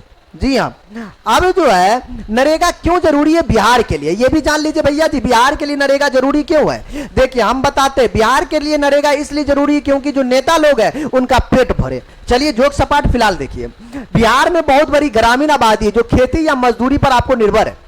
नरेगा जैसी योजना से उन्हें स्थिर आय और सम्मान मतलब आपको जो है साथ काम मिलता है। इसे ग्रामीण विकास और गरीबी हटाने में मदद मिलती है, ठीक है। चलिए तो ये तो बात था भैया, आपको जो है कॉपी कलम किताबों पे जो है नरेगा जो है आपको चक्कर था कि भैया आपको जो है गरीबी दूर होगी, ये मिटेगा, तो ये सब जो है किताबों पे, ठीक है। चलिए दोस्तों, आज के क्लास में हमें क्या पढ़ना था? अर्थव्यवस्था के बारे में, इसका विकास कैसे हुआ उन्हें जानना था दोस्तों। इसमें हम भारत के विकास से लेकर हमारे बिहार की जो ये गंदी चीजें, राजनीति से लेकर गंदी व्यवस्था से लेकर अच्छी व्यवस्था से लेकर हर चीज पे मैंने चर्चा किया दोस्तों। कैसा लगा? हो सकता है मेरा लैंग्वेज कुछ बातें आपको गलत लगी हो, बुरी लगी हो, बस एक इंटरटेनमेंट के पर्पस से थोड़ा सा बिहारी बात होती है और हम बिहारी है तो जज्बात में आ जाते हैं, बाकी कुछ ऐसा है नहीं दोस्तों। अगर आपको क्लास अच्छा लगा हो तो भाई आप दोस्तों में शेयर कर दीजिएगा, एकदम पकड़ के, एकदम चौड़े से, एकदम पूरी बिहारी के पास पहुंचना चाहिए भैया। पहले बोलते रहे हम भी, पूरे बिहारी के पास पहुंचना चाहिए जो तो बिहार के बच्चे हैं, ठीक है। अरे कुछ नहीं जी, पैसा कुछ थोड़ी लगता है शेयर करने में, कर दीजिएगा। और लाइक वाला बटन एकदम कस के दबाइएगा, ना ना ना ना ना ना भैया हो, ना दबाइएगा, मोबाइल फूटेगा तो दिक्कत हो जाएगा जी। प्यार से दबाइएगा एक के बार, ठीक है। और लाल वाला बटन से सब्सक्राइब भी कर लीजिएगा। तो चलिए दोस्तों, आज का क्लास यहीं पे, मिलेंगे हम लोग नेक्स्ट क्लास में।